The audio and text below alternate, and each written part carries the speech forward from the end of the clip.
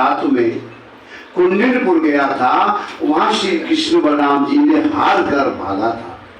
उसी दिन से उसने यह प्रण किया कि मैं यदुवंशियों के वंश का सर्वनाश कर दूंगा।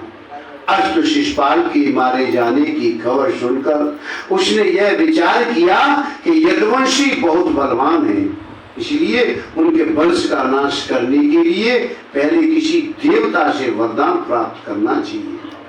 ऐसा विचार कर राजा शाल्व ने शिवजी का तप करना प्रारंभ कर दिया। जब शिवजी ने प्रसन्न होकर उससे वरदान मांगने के लिए कहा, उस समय शाल्व ने शिवजी को दंडवत करते हुए कहा, हे भगवान, आप मुझे आकाश में उड़ने वाला एक ऐसा विमान दीजिए जिसके ऊपर किसी भी अस्त्र और शस्त्र का प्रहार सफल न हो सके।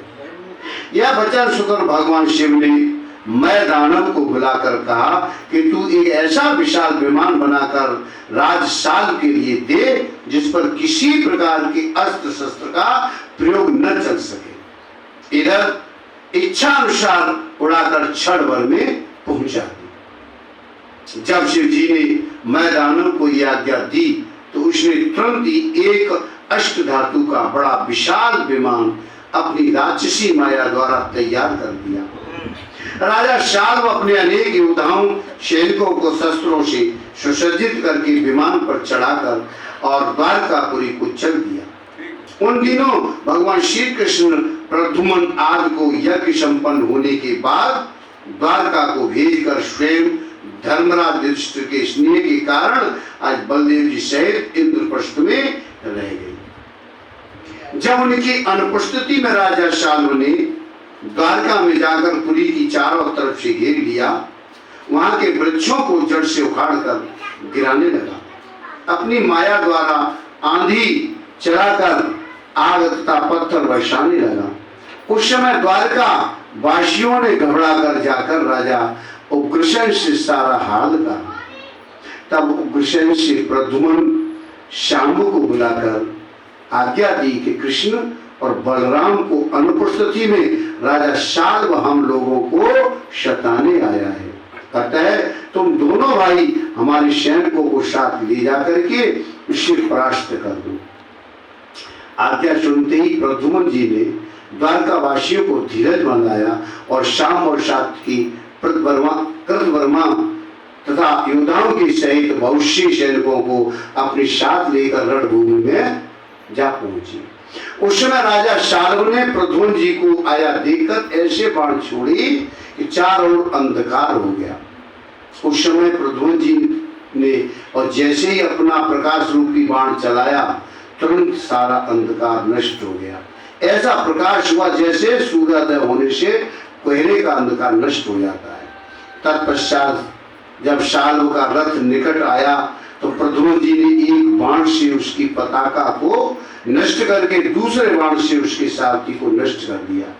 तीसरे बाण से रथ के सब घोड़ों को मार गिराया। अन्य योद्धाओं ने उसके बहुत से सैनिकों को अपने बाणों से विदीर्ण कर दिया।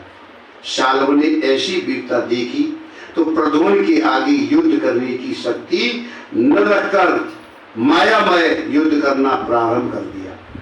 कभी विशाल रूप रखकर आगे आकर युद्ध करने लगता, कभी बहुत छोटा रूप बनाकर आकाश में आग और पत्थर बरसाने लगता। इधर तो शाल्व अपनी मायामय युद्ध से यदुवंशियों को दुख दे रहा, उधर उसका मंत्री देवमान प्रद्युम्न पर बाण वर्षा करने लगा। उस समय काम रूप प्रद्युम्न ने अपने बाणों से उसका बाण काटकर एक बाण उसमें ऐसा मारा कि देवमान अचेत हो गया। जब थोड़ी देर में देवमान का चित्त ठिकाने हुआ, उसने क्रोधित होकर एक गदा ऐसे जोर से प्रद्युम्न के सिर पर मारी कि वे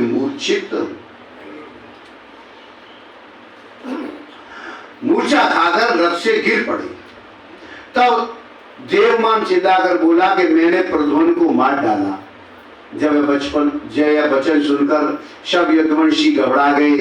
धर्मपति रथवान पुत्र दारुक सारथी कृष्ण कुमार को बहुत अचेत देखा, उनका रथ रणभूमि से अलग ले गया। जब थोड़ी देर बाद प्रद्युम्न की मूर्छा हटी, उन्होंने अपना रथ रणभूमि में न देखकर बड़े क्रोध से भरकर सारथी से कहा, तूने यह बड़ा अनुचित किया जो मुझे रणभूमि से अलग ले आया। हे धर्मपति, क्या तूने मुझे कभी युद्ध से भागते देखा था? आज तूने रणभूमि से लौटकर मेरे लिए वृथाई कलंकित कर दिया। अब मैं अपने पिता और दाऊजी को अपना मुंह कैसे दिखलाऊंगा? संसारी लोग मेरी हंसी उड़ाकर मुझे नपुंसक कहेंगे। माता रुक्मिणी भी मेरे उत्पन्न होने का दुख मानेगी और भौजाइयां मुझे लज्जित करेगी। तूने ये काम करके जगत में हंसी कराई, अपने पिता का नाम दाग लगा दिया। धर्मराज की प्रद्युम्न की यह बात सुनी तो रथ से उतरकर हाथ जोड़कर विनय की, हे दीनबंधु, आपसे राजनीति का कुछ हाल छिपा नहीं है। मेरे गुरु ने ऐसा बताया है कि महारथी लड़ते समय अचेत हो जाए, उसके सारथी को चाहिए उसका रथ रणभूमि से अलग करके खड़ा रखे। सारथी घायल हो जाए तो महारथी को उसकी रक्षा करनी चाहिए। इसलिए जब तुम गदा लगने से अचेत हो गए तब मैंने तुम्हारा रथ रणभूमि से अलग लाकर खड़ा कर दिया।